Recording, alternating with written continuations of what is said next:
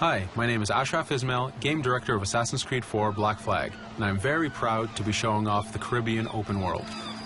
Here, we're going to start with Edward. After completing a few missions, he's met up with the assassins, but he's not yet bought into the creed, so he still has this selfish need for fame and fortune. Edward is one of the most unique characters we've created for the Assassin's Creed universe. He is a man who is still trying to figure out who he is in life and what he wants to get out of it. At this point in the story, he still wants that fame, so one way to get it is to complete these assassination contracts. This is a way to make money and to gain a bit of notoriety. So here we go. We have 2 targets to take out, 2 Templar brothers. So we're going to accept the contract, and the world map is going to show us where this contract takes place. So we see here that the contract is actually very close to us. It starts in the village we're in, but as we zoom out, we want to show you the world that we have. Many locations, over 50 locations, centered by Cuba, the Bahamas, and Florida up north. This is a massive world. There's a lot to find and do in this Caribbean Sea. But now we'll get back to the Fisherman Village and go after our targets. The Fisherman Village, it's one type of location in this world. It's really here as a convenience to the player. This is where you can start missions, where you can shop to upgrade Edward and the Jackdaw itself. It's really about the mood and the ambience of the Caribbean Sea. In the distance, we have a tavern that we're approaching. Taverns are places where you can hire crew, play mini games, drink if you wish. But for now, we're going to focus on the targets and take them out.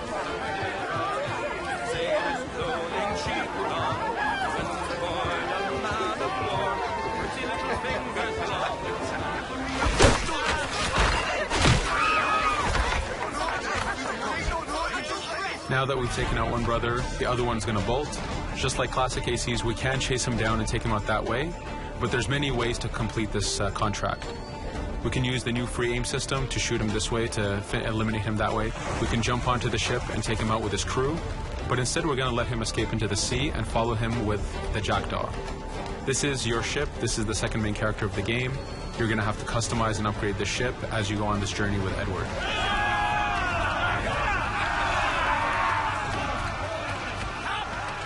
We've seamlessly gone from a ground chase right into a naval chase.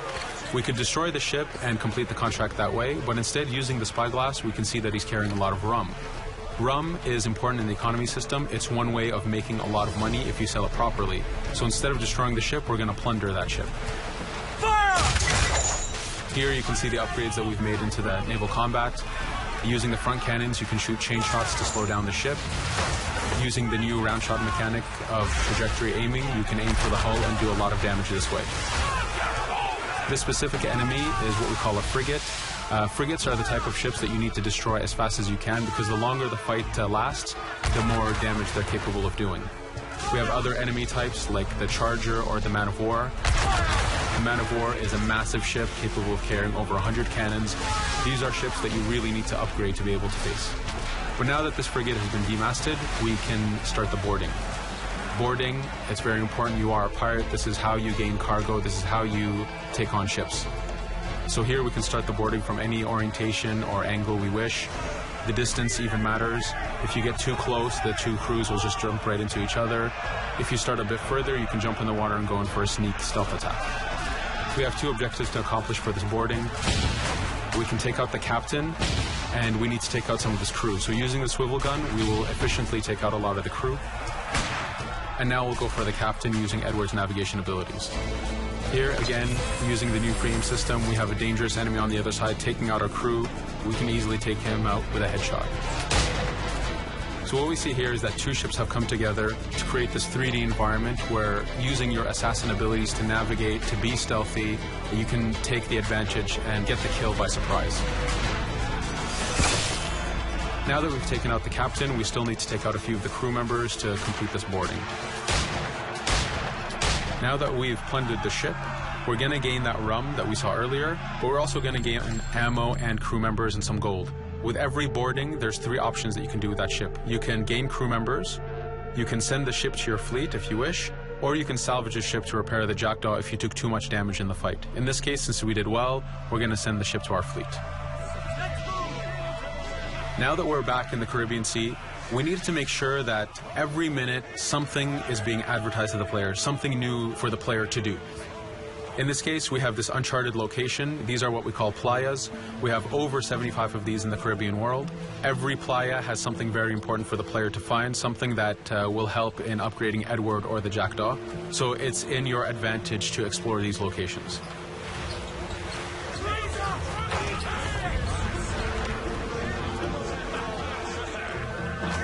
Again, for us, seamlessness is very important. We needed to be able to explore this Caribbean world without having too much interruption in the action. So being able to just let go of the wheel anywhere we want, jump into the water, and swim over to that location. This is very important for the mood and the immersiveness of this Caribbean open world. Here, as we get on the playa, in the distance we can see that there's a faction battle, but closer to us we can see that there's this poor drunken sailor who's passed away. But being a pirate, of course, we're going to loot his body and see what he has for us.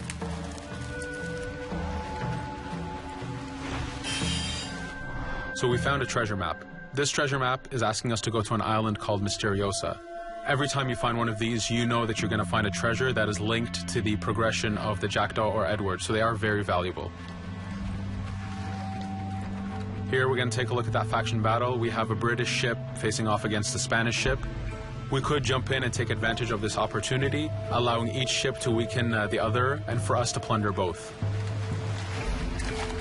But now we're going to make our way back to the Jackdaw. Again, this is the second main character of the game. There's a lot of customization and a lot of upgrading to do on the Jackdaw. You can upgrade all the weapons to fit the playstyle you wish. Now, as we get onto the Jackdaw, we can see that the crew is cheering for us. Edward has a really close relationship with his first mate, Adewale, standing right there, and with his crew. And this is something that you'll see later in the demo, that we can lose and gain crew members. Again, using the spyglass, we can really see the contents of a ship, but you can also assess the danger and threat level of these ships. But for now, we're going to continue to Misteriosa to find that treasure. Here we've crossed into a harpooning zone. The harpooning system is connected to the hunting system, which is used for upgrading Edward himself. So you can upgrade the number of weapons he carries, the ammo that you can carry, and even his health. But for now, we've moved past that zone and we've got into a storm. Storms are very dangerous. If you're not careful, if you don't know how to navigate a storm, you will take damage to your ship and you will lose crew members. In the distance, we can see a water spout. This is a tornado in the ocean. These are very dangerous. They can suck you in, and when they do, they tear the ship apart and take out your crew. Here we can see its effect on a ship. This poor ship got sucked in and got destroyed. Storms are very dangerous, but we wanted the player to take advantage of this. When you've mastered a storm, when you know how these systems work, you can pull enemies into a storm and let the storm do damage for you. So there is a strategic element to using a storm in the world.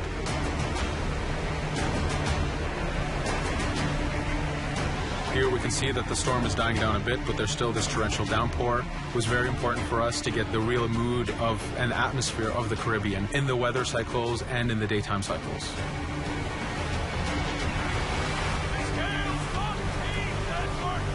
But here, since we've survived the storm, did pretty well, let's order our crew to sing. Sea shanties are a part of this game. It's a collectible that you can find in the world. So the more you find, the bigger playlist you have for your crew. But for now, we've made it to Misteriosa. So again, we're going to seamlessly get off our ship and explore this location. Misteriosa is a Mayan ruin. Mayan ruins are heavy with stealth and navigation capacities. There's a lot of treasures and hidden discoveries to be found in these locations.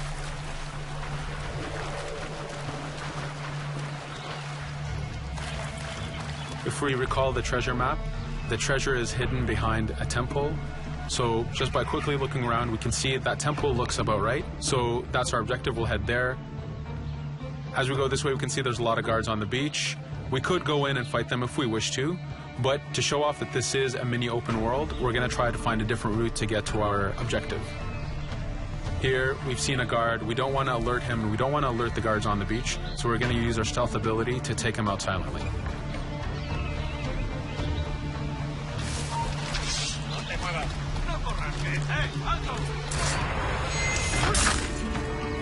With AC3, we were able to push the navigation in the frontier, which means using natural environments like trees and rocks and so on. Mayan ruins are the perfect place where we mix man-made structures and these natural environments. So you really get to feel how far the navigation abilities of the assassin have come since the original game. In the distance there, we can see another part of the island being blocked off by a patrol of guards. We're going to avoid it for now and go for that treasure.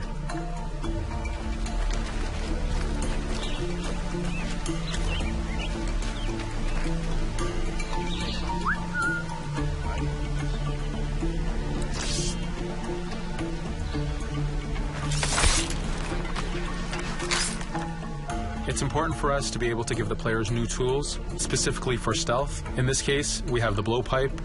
Using the berserk darts, you make your enemies go crazy. Effectively, this means that they'll attack anything and everything in sight, including their own friends, animals, or Edward if he was in the way. So you do have to be careful with how you use it.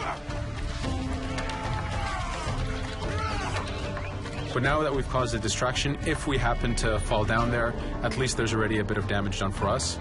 But using our navigation skills, we're able to get past that area without any trouble. There in the distance, you can see the jackdaw, placed exactly where you left it when you got onto this location. It's really important for us to show the beauty of this Caribbean world. The Caribbean has some amazing vistas, and we pushed ourselves to replicate this in the game.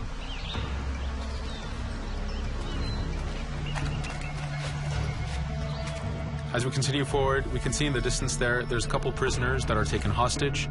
This is a scenario that you need to use stealth. If you're detected by those guards, they will kill the hostages. So in this case, it's to your advantage to use the environment to figure out how you can take out those guards without being detected. In this case, it's 2 guards, so it's not too hard.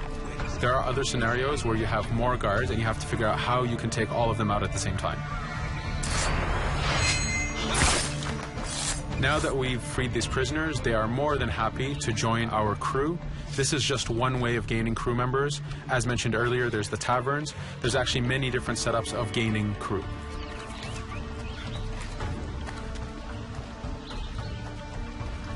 Here, we're going to go back to the treasure map. We can see that the treasure is actually behind the temple near a fountain. So if we just look around, we can see that it's around here.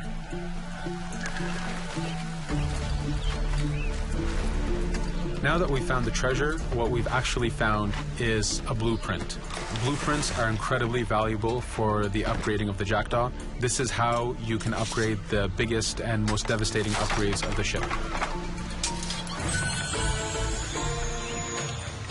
So here we're approaching a reach high point. Just like classic ACs, synchronizing with a reach high point reveals the contents of a location and the map itself. But as an added feature, because this game world is so huge, there are many different locations, this also becomes a fast travel point. So now you can, by synchronizing, now you can come back here anytime you wish to collect those treasures that we passed up a bit earlier. Here we've reached the end of the demo. This was a tease of the open world that we have. We're very excited to be able to show off this game and to let you play it very soon. Thank you for joining us.